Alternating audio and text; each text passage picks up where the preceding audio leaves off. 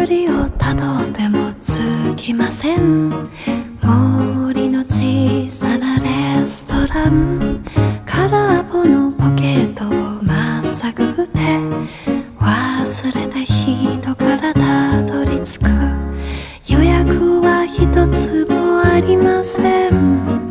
森の小さなレストラン、空席だらけのランチ時、小鳥がパタパタ笑ってる。